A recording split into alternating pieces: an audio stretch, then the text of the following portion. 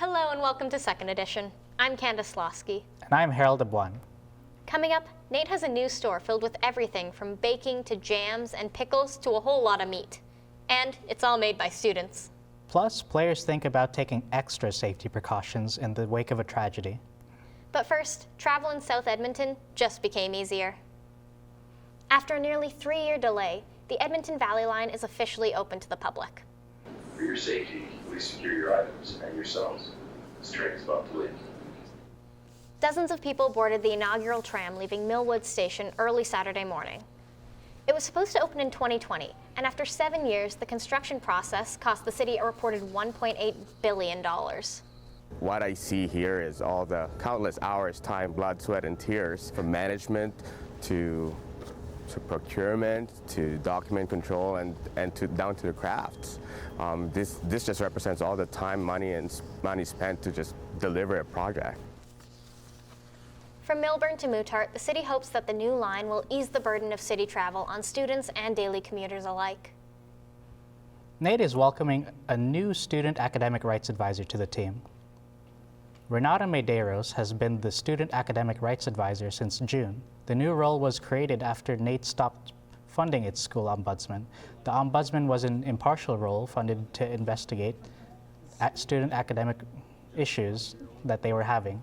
The new student advisor is funded solely through NATSA, but plays a similar role.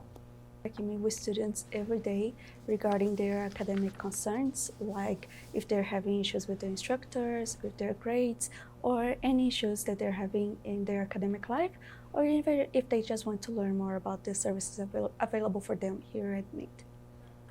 Anything discussed with the student academic rights advisor is confidential unless given permission to share. Students are rolling up their sleeves and getting vaccinated inside the glass box. Earlier this week, students headed down to the CAP building to get their shots. The vaccine clinic offered vaccines for the flu and Pfizer or Moderna booster shots for COVID. Students and staff aged 18 to 27. I think it's amazing that the Institute and the people organizing this are concerned for public health and safety. I'm in full support of it. The event is now over, but students and staff still looking to get vaccinated for HPV can get their shots at the Kingsway Mall. The Nate Retail Meat Store's transformation into an artisanal food market is now complete. No longer specializing only in meat products, the store carries everything from sauces to spices and even baking products provided by the baking and pastry art students. In an attempt to recoup the costs of materials for Nate's professional meat cutting and merchandising program, the store is an affordable alternative to regular grocery stores without sacrificing quality. I know, unfortunately, I never do get a chance to meet them, whoever made this specific dish, but I just think it's absolutely incredible. And the staff here are just so friendly and efficient. It just makes you want to come back. From like the actual taste and the quality of the food, it's just phenomenal. The artisanal food market is open to both students and the public, Monday to Friday on Nate's main campus. An on-ice tragedy is sparking debate for mandatory neck guards in hockey, with many calling for a quick change to the rules. But first, I heard the Nate News hockey team is heating up. Our Nick Dubé has more. Thanks, guys. The Nate men's hockey team looked to extend their winning streak on home ice against the Red Deer Polytechnic Friday night in a matchup for top spot in the standings. The Ukes got off to a hot start with 2 goals coming from forward Ethan Lair and 6 other goal scorers. The Ukes combined for 8 goals to dethrone the Red Deer Polytechnic Kings 8-0.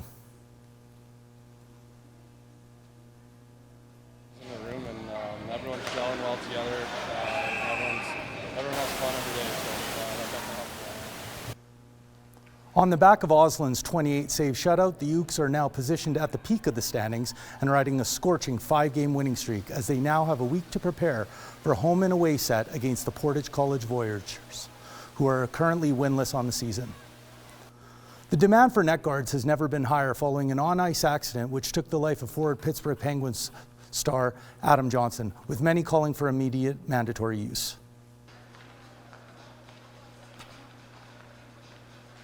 Discussions surrounding protective mandates in hockey have been active since Johnson's passing, with the WHL making net guards mandatory and Capital star TJ Oshie wearing one in an NHL game. Here at NAIT, even with the debate, neck guards will remain optional. I think it's the same thing as the NHL. I think they'll leave it up to the NHL, to the players. Same as like here, it's not mandatory for mouth guards either, because they don't stop concussions. While the ACAC have yet to discuss any changes to the current protective equipment policies, Ontario University Athletics announced that they have implemented mandatory neck guards for men's hockey, as the initial plan to introduce neck guards was expedited following Johnson's death. With neck guards selling out at most stores, it's clear the demand is high. On-ice safety is a concern.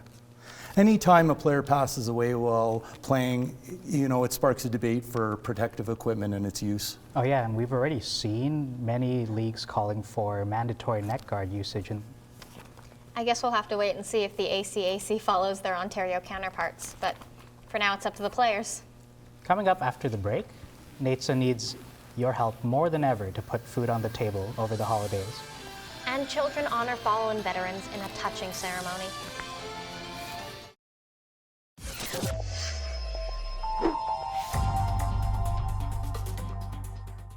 With food insecurity at an all-time high on campus, NAITSA is seeking support to put food on its students' tables. Staff and students alike are getting ready to donate in the NAITSA Food Drive.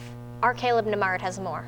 Welcome to Second Edition News. I'm Caleb Namard, joined today by our NAITSA VP Internal, Travis Liscombe. Travis, thank you so much for joining me. Thank you so much for having me, Caleb. I appreciate you taking the time to recognize and talk about the Food Center today. Thank you. So could you tell me a little bit about the importance of the NAITSA Emergency Food Center, not only to NAIT, but to NAIT students?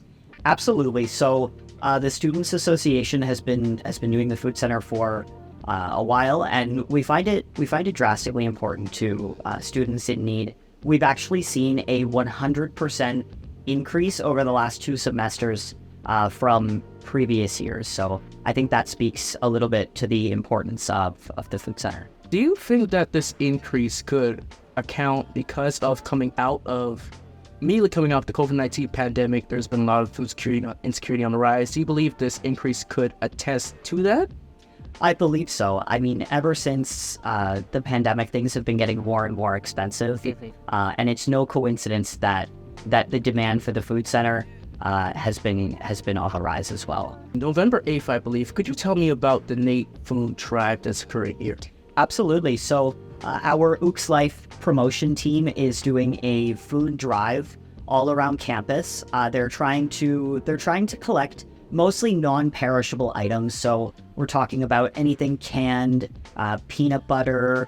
We're looking for cereals. We're looking for anything that's not going to go bad, anything that has a long shelf life, possibly things that have been in people's pantries that they know they're not going to eat that are still good. I have cases of macaroni and cheese or soup lying around that could easily be donated, and all of those proceeds are going to go to the NAITSA Food Center in support of the students. Well, Travis, thank you so much for joining me. Truly a pleasure to be with you. Yes, thank you so much. Thank you. For Second Edition News, I'm Caleb Namard. A foundation in Edmonton is helping students keep the memories of soldiers and their sacrifices alive. No Stone Left Alone is an interactive foundation teaching kids the importance of honoring fallen and serving soldiers. Graham Fellows has more.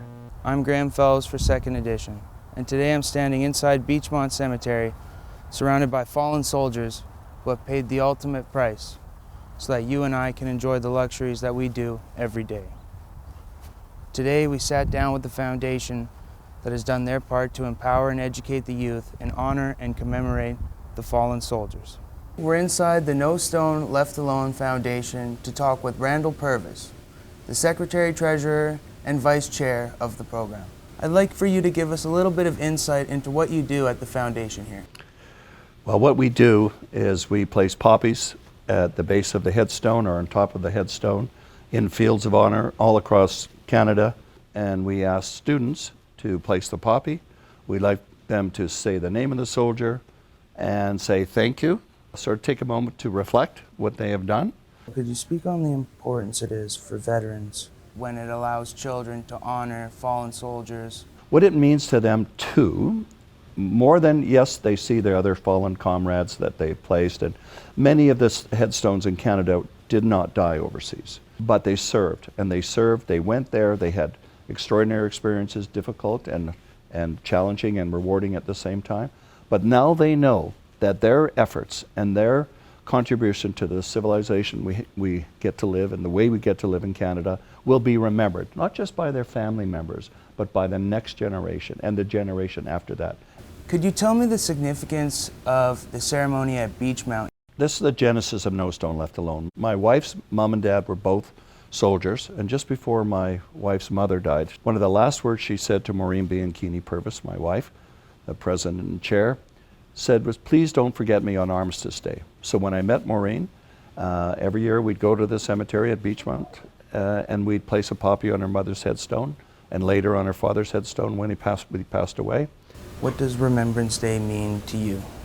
Yeah, it means a lot. I really think about the freedom that we have, and I think of the sacrifice these young men and women have had or made for Canada, and I feel very grateful.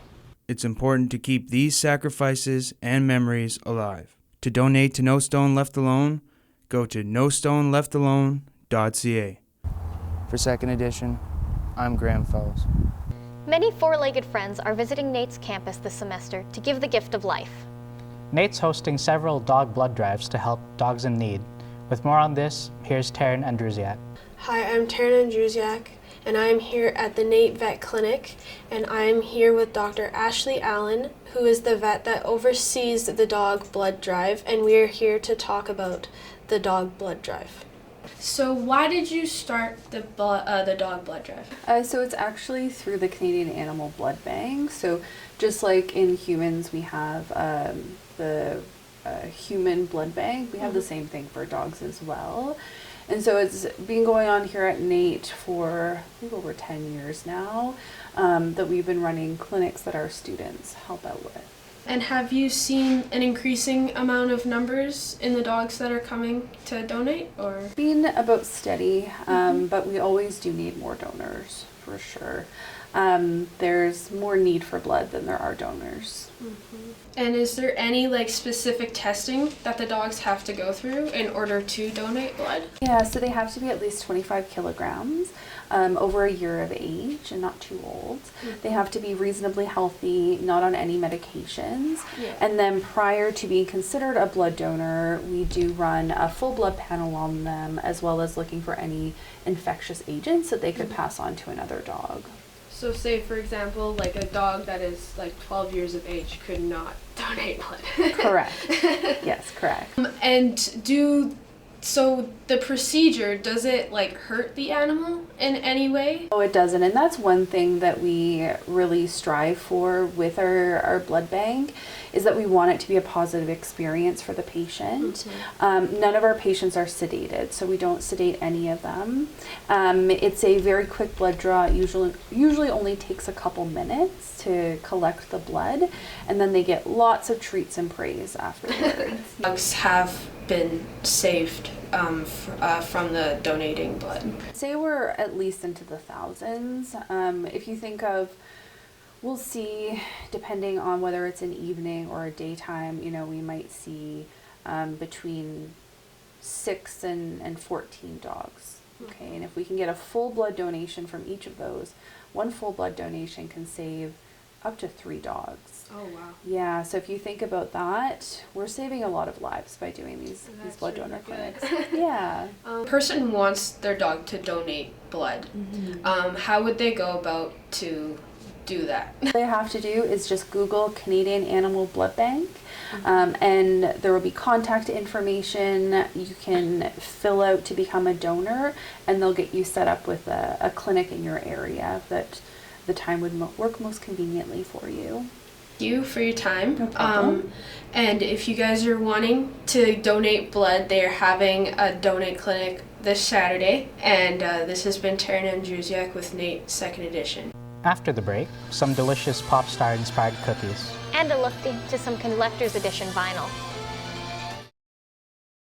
Welcome back to Second Edition. Coming up, a trendy way to make hot chocolate, some vinyl recommendations, and how to make Taylor Swift's favorite snack. But first, our Selena Martinez-Barba shows us how to cook a spicy breakfast. Hello everyone, welcome to Second Edition. Today I'm going to be teaching you one of my favorite breakfasts, huevos rancheros. If you're looking to spice up your breakfast any morning, stick around to learn more on how to make this delicious breakfast. This recipe calls for 6 tomatoes, 1/4 of an onion, 1 egg, 1 jalapeno, 1 clove of garlic, 1 tablespoon of tomato-flavored Mexican bouillon, 1 tablespoon of chicken-flavored Mexican bouillon, a teaspoon of salt, and a tortilla. Now that that's out of the way, let's get to the next steps. Step 1, you fill up a pot with water so then you can boil the tomatoes and the jalapenos. While you're waiting for the water to boil, get 2 pans and evenly distribute canola oil between the both of them. After the water begins to boil, add all the tomatoes and the jalapenos to the pot. Afterwards, lower the temperature and let simmer for 15 minutes. After 15 minutes, let the tomatoes and jalapeno cool out of the heat for 5 minutes. After that's done, place the tomatoes and the jalapenos into a blender. For the sauce, add to the blender 1 cup of water, clove of garlic, 1/4 of the onion, the chicken and tomato flavored Mexican bouillon, and then the teaspoon of salt. And now we need to blend the mixture for 2 minutes. Afterwards, pour the sauce onto the pot and bring the sauce to a boil. After it goes to the boil, lower the temperature and let simmer for 15 minutes. Now for the most important steps, frying the tortilla and frying the egg. Simply fry the egg like you would a sunny side up egg, then fry the tortilla 1 minute each side. Next, combine all 3 elements by stacking the egg on top of the tortilla and then covering it all with the sauce. Huevos rancheros are easily one of my favorite breakfasts ever, and I hope after this tutorial that you can try it for yourself and have them be your favorite as well. This has been Second Edition. Thanks for watching.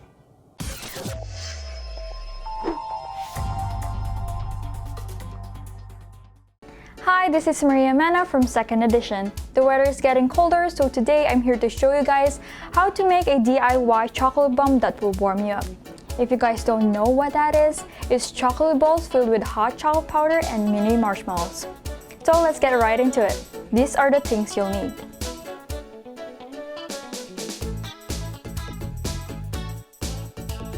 First, you need to add your chocolate to a microsafe bowl, and you need to heat it up for 30 seconds.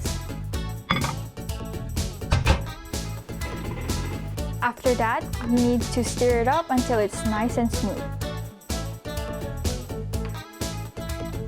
After that, scoop some chocolate into the mold. Use the back of the spoon to push the chocolate around the mold.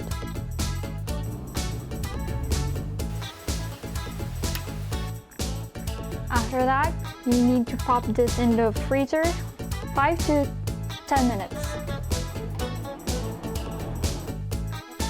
When it's done, gently push out the chocolate out of the mold.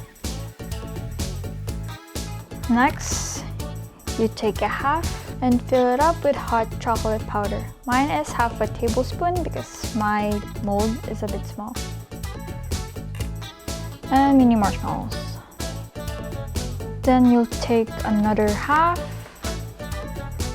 melt the edge, and seal it together. Here's the finished decorated choco bowl. Get some milk and heat it up for 30 seconds. Now that the milk is heated up, let's drop this gorgeous bomb.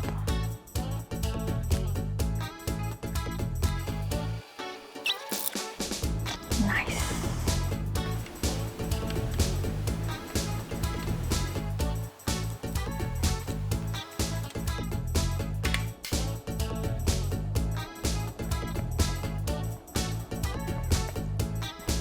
It's delicious. I love it. Drinking a warm drink when it's cold is just right. This is Maria Mena from 2nd Edition.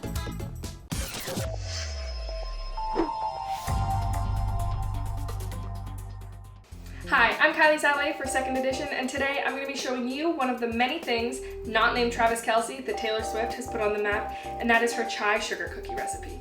I've already gone ahead and pre-portioned my ingredients. I will pop up the recipe here so you can see it and you can see what you need.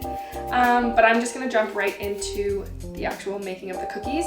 To begin, you put in half of a cup of room temperature butter, and then I'm just going to go ahead and beat the butter. So once the butter's beat, you're gonna mix in your half of a cup of vegetable oil in with the butter. Forewarning, it will look kind of disgusting for a second. But that's okay, Taylor's got a plan. She would never lead us down the wrong street, okay? Once that's all combined, you're gonna add the half of a cup of sugar into the mix, and then you're just gonna keep mixing it again. Once the sugar's all mixed in, you can go ahead and add your powdered sugar, egg, vanilla extract, and your chai tea.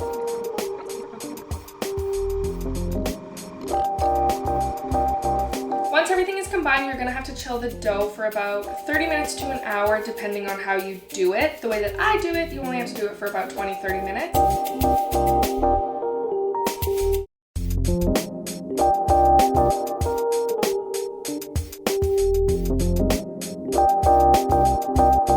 Wrapping the cookie dough up like this will make your life a lot easier when you go to put it on the cookie sheets, because this way you can just grab a knife, slice it up, put them on the cookie sheet, and it's done. Once you've got your little cookie dough log, you can pop it in the freezer. I'm going to say for about 22 minutes. It's time. It's from 22 in case you didn't catch it. Because it's been 22 minutes since we put that in the freezer, and so we're all ready to start putting our cookies on the cookie sheet.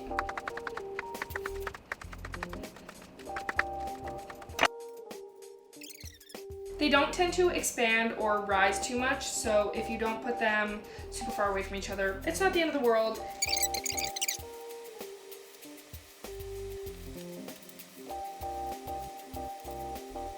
All right, then you're gonna take a little bit more sugar and just sprinkle it on top of the cookies. Just gonna put them in the oven for about 9 minutes, or until they're golden brown.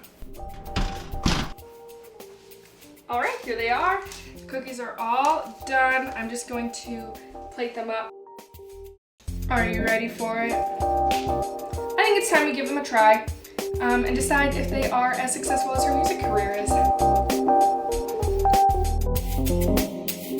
Thanks for joining me as I make Taylor Swift's chai cookie recipe and show you exactly why she's known for putting things on the map. For 2nd Edition, I'm Kylie Saleh.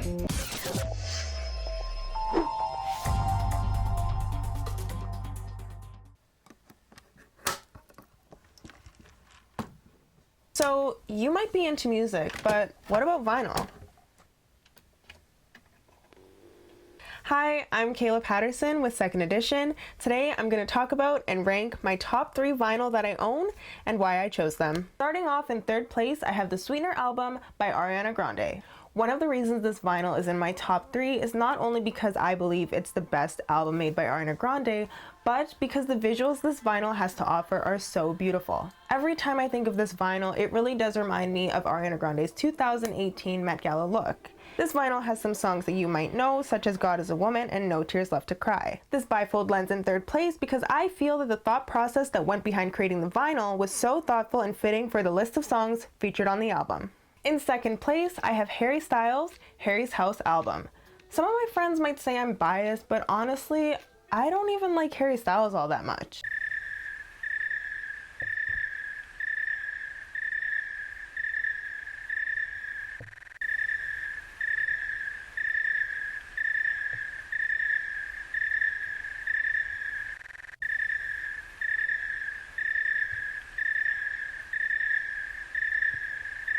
But no, honestly, this vinyl's in 2nd place because look at him. I mean, look at the vinyl. This vinyl also includes a lyric book and a postcard that I'll be keeping, not because I like him, but because I think it's really cute. So, Harry Styles' Harry's House lands right in the middle to take 2nd place. Finally, in 1st place, I have the Call Me By Your Name soundtrack. If you've seen the movie, you know that it's an emotional roller coaster that goes all the way up and then comes crashing down. And that's exactly why it landed first place. The music featured is so emotional, I feel like someone who hasn't seen the movie really just would be tied in by the soundtrack. The vinyl itself is not only beautiful, it is by far the most gorgeous vinyl that I own. The vinyl came with a poster, an insert, and 2 exclusive inner sleeves, leaving the Call Me By Your Name soundtrack to be at the top of my list of my top 3 favorite vinyls that I own. If you're anything like me and you like collecting vinyl, I hope that you like the top 3 that I chose. I'm Kayla Patterson with Second Edition. That's our show for this week. This has been Second Edition. We'll see you on next week's episode. Thanks for watching.